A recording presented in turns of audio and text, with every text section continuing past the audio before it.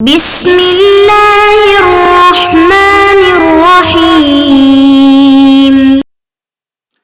الحمد للہ رب العالمین والصلاة والسلام علی اشرف الانبیاء والمرسلین اما بعد۔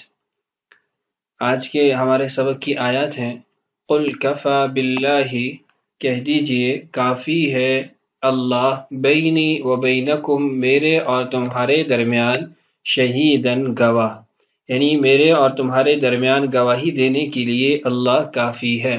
یعلم، وہ جانتا ہے، ما فی السماوات، جو کچھ آسمانوں میں ہے، والارض، اور زمین میں ہے، والذین آمنوا، اور جو لوگ ایمان لائے، بالباطل، باطل پر، وکفروا باللہ، اور اللہ تعالیٰ کا انہوں نے انکار کیا، اولئک هم الخاسرون، وہی ہیں جو سخت نقصان اٹھانے والے ہیں۔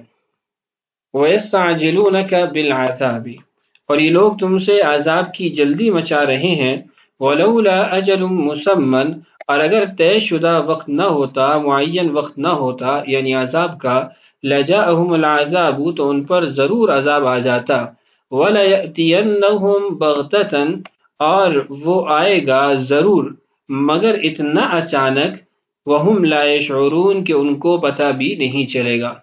یستعجلونک بالعذاب، یہ تم سے عذاب کی جلدی مچا رہے ہیں، وَإِنَّ جَهَنَّمَ لَمُحِيطَةٌ بِالْكَافِرِينَ، اور بے شک جہنم ان کو گھیرے میں لے لے گی۔ یوم یغشاہم العذاب، اس دن جس دن عذاب ان کو ڈھانپ دے گا، من فوقہم، ان کے اوپر سے، ومن تحت ارجلہم، اور ان کے پاؤں کے نیچے سے، وَيَقُولُ، اور کہے گا، ذُوقُوا، چکھو، ما کنتم تعملون، ان کاموں کا مزہ جو تم کیا کرتے تھے۔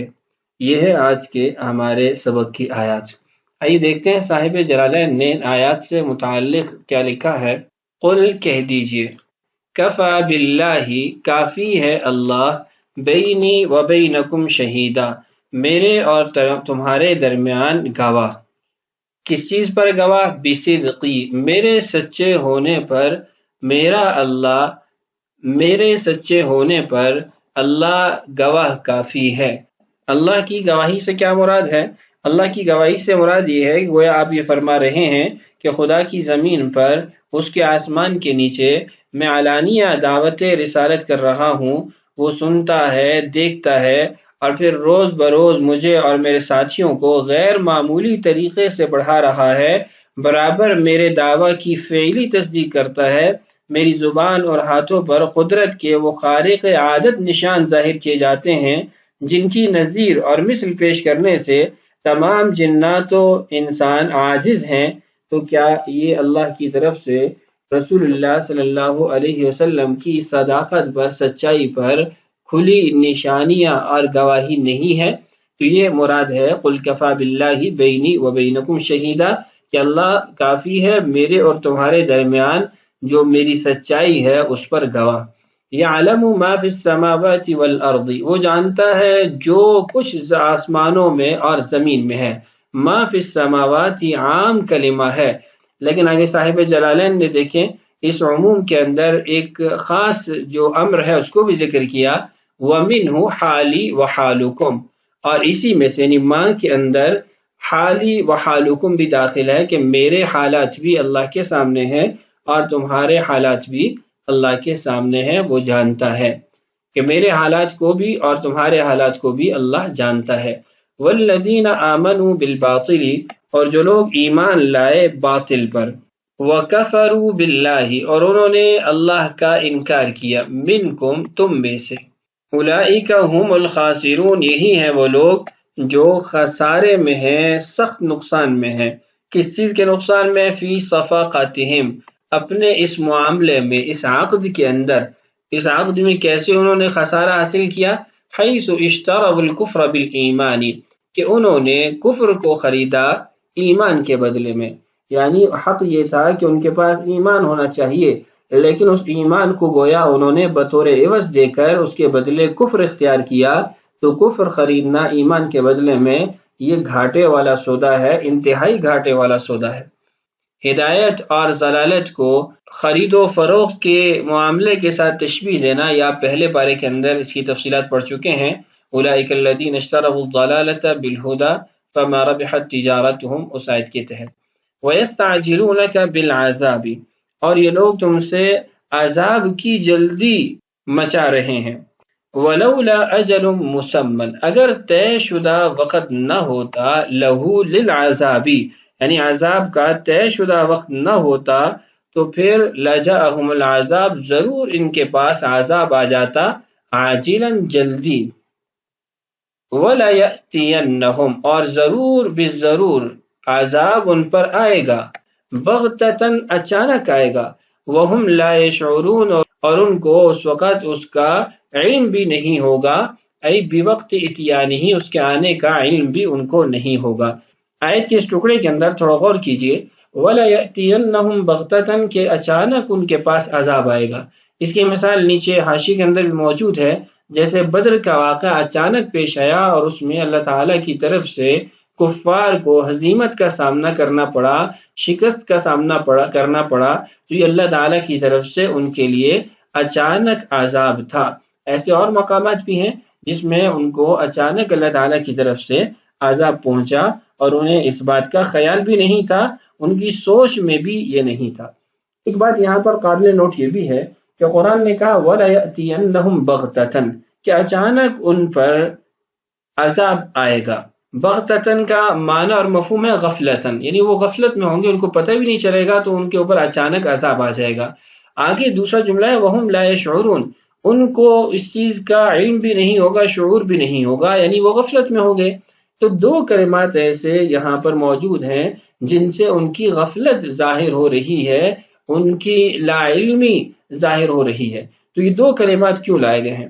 اس کا ایک جواب تو یہ ہے کہ یہ جو دوسرا کلمہ ہے وَهُمْ لَا يَشْعُرُونَ، یہ پہلے کلمہ کے معنی کی تاکید لا رہا ہے کہ ایسی حالت میں یا ایسی غفلت میں ان پر عذاب آئے گا کہ ان کو پتہ ہی نہیں چلے گا، یعنی اس کے اندر مبالغے کا اور تاکید کا معنی پایا جائے گا.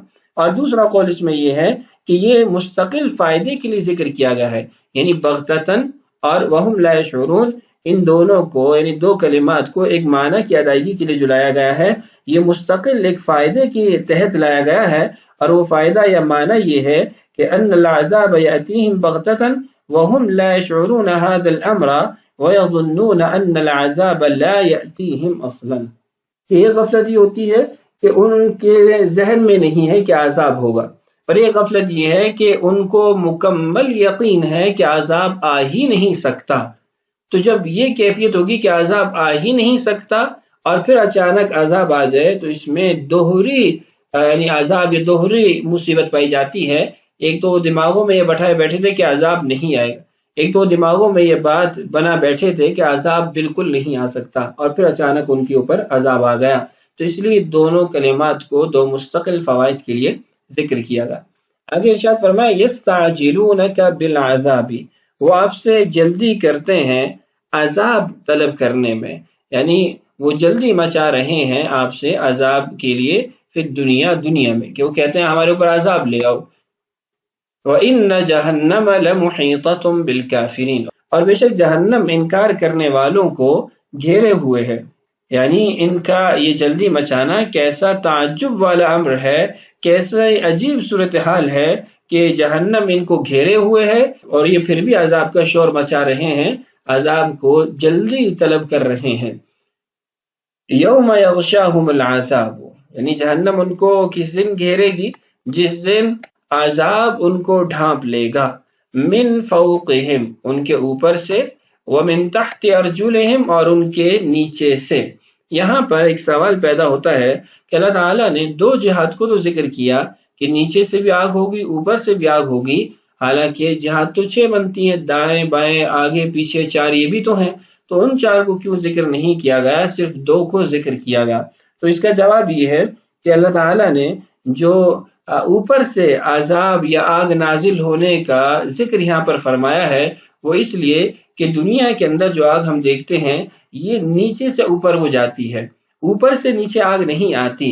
اور جب اس کے اوپر آپ کوئی چیز رکھتے ہیں تو اس چیز کی نیچے والی جگہ پر آگ نہیں پائی جاتی. یعنی مثال کے طور پر کوئی انسان اگر آگ پہ کھڑا ہوتا ہے تو اس کے پاؤں کی نیچے والی جگہ سے تو آگ ختم ہو جائے گی، اس کے پاؤں کے ارد گرد آگ آ جائے گی۔ تو اللہ تعالیٰ نے یہاں پر جو جہنم کی آگ کا وصف ذکر کیا ہے وہ یہ ہے کہ جہنم کی آگ ایسی ہے کہ وہ اوپر سے بھی نیچے آئے گی۔ حالانکہ یہ آگ کا وصف نہیں ہے کہ اوپر سے نیچے آئے، لیکن جہنم کی آگ وہ اوپر سے بھی نیچے آئے گی، اور نیچے سے جو آگ اس کو جلائے گی وہ اس کے پاؤں رکھنے کی وجہ سے بجھے گی نہیں، وہ پھر بھی قائم رہے گی، باقی رہے گی۔ آگے فرمایا وَيَقُولُ، اور کہے گا۔ اس کو دو طرح سے پڑھا گیا ہے، ایک فیہ بالنون، نون کے ساتھ، یعنی وَنَقُولُ پڑھا گیا ہے۔ وَنَقُولُ یعنی جمع متکلم کا جو صیغہ ہے یہ ابو عمرو ابن کثیر ابن عامر رحمہم اللہ کی قرات کے مطابق ہے، اور اس کا معنی کیا ہوگا؟ ای نأمر بالقول، ہم حکم دیں گے اس کو کہنے کا، جہنم کے داروغے کو کہنے کا۔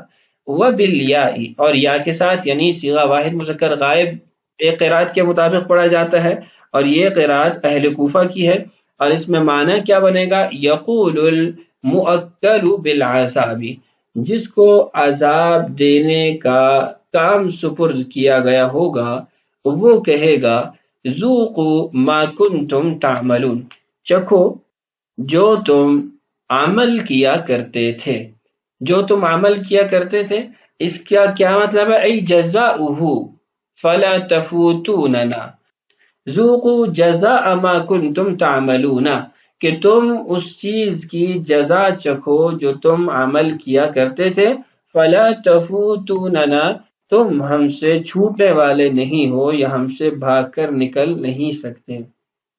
یا عبادی الذین آمنوا ان ارضی واسعۃ فإیایا فاعبدون، اے میرے بندو جو ایمان لا چکے ہو، ان ارضی واسعۃ، یقین جانو میری زمین بہت وسیع ہے، فإیایا فاعبدون، لہذا خالص میری عبادت کرو۔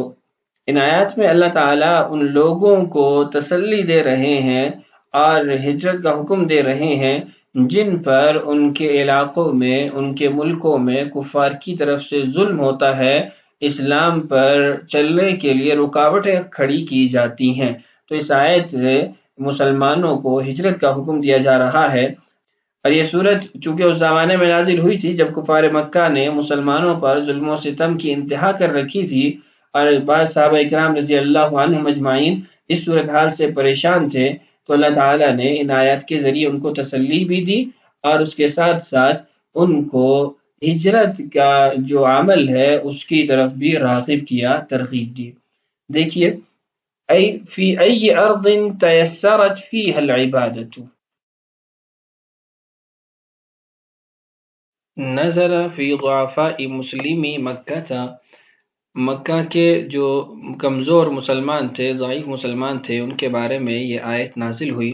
کانوا فی ضیق من اظہار الاسلام بہا، وہ اسلام کو ظاہر کرنے میں تنگی میں تھے، یعنی لوگ ان کو اسلام ظاہر کرنے پر تکلیفیں دیتے تھے، تو ان کی تسلی کے لیے اور ان کو ہجرت کا عمل بتانے کے لیے اللہ تعالیٰ نے ان آیات کو نازل کیا۔ ہجرت کا کیا حکم ہے وہ انشاءاللہ میں آخر میں ذکر کر دیتا ہوں، اس سے پہلے یہاں پر کچھ کلمات کی وضاحت کر دیتا ہوں۔ یہ جو کلمہ فَإِيَّايَ ہے، اس سے قبل ایک فعل محذوف ہے، ای فَاعْبُدُوا إِيَّايَ فَاعْبُدُونِی، چونکہ دونوں فعلوں کا معنی ایک ہے، مفہوم ایک ہے، اس لیے پہلے فعل کو محذوف کر دیا گیا، فَإِيَّايَ فَاعْبُدُون، گویا فَاعْبُدُونِی إِيَّايَ فَاعْبُدُون ہے۔ اور دوسری بات یہ کہ یہ جو فا ہے یہ دراصل جواب شرط میں معنن واقع ہونے کی وجہ سے اس پر داخل ہوا ہے، اور جملہ یوں بنے گا ان ضاق بکم موضع فإیایا فاعبدون، کہ اگر کوئی جگہ عبادت کے لحاظ سے تمہارے لیے مشکل ہو رہی ہو تو تم پھر اللہ کی عبادت کرو، یعنی کسی اور زمین کی طرف ہجرت کر کے۔ جہاں تک ہجرت کے حکم کی بات ہے تو جب رسول اللہ صلی اللہ علیہ وسلم نے مکہ سے مدینہ ہجرت کی تھی تو مدینہ کی طرف فتح مکہ سے پہلے ہجرت کرنا فرض عین تھا۔ اس کے بعد اب اگر کسی جگہ پر مسلمانوں کو ان کے دین پر چلنے سے روکا جا رہا ہو اور ان کو معصیت پر مجبور کیا جا رہا ہو تو وہاں پر مسلمان کے لیے ہجرت کرنا واجب ہوگا۔ اور اگر اس کو معصیت پر مجبور نہیں کیا جا رہا اور وہاں پر برائی کا ماحول ہے، بے دینی کا ماحول ہے، تو اس کے لیے ہجرت کرنا یہ مستحب ہے۔ ہر وہ شہر، ملک، علاقہ جہاں پر انسان اپنے دینی فرائض کو، دینی امور کو انجام نہ دے سکتا ہو، تو اس کے لیے ضروری ہے کہ وہ ایسے شہر اور زمین کی طرف ہجرت کرے جہاں اللہ تعالیٰ کی وحدانیت اور شعائر دین کی اقامت و فرائض کی بجاوری اللہ تعالیٰ کے حکم کے مطابق اس کے لیے ممکن ہو۔ تو یہ کچھ مختصر حکم آپ کے سامنے جو ہجرت کا تھا وہ ذکر کر دیا ہے۔ رسول اللہ صلی اللہ علیہ وسلم نے بھی اس کی ترغیب دی ہے۔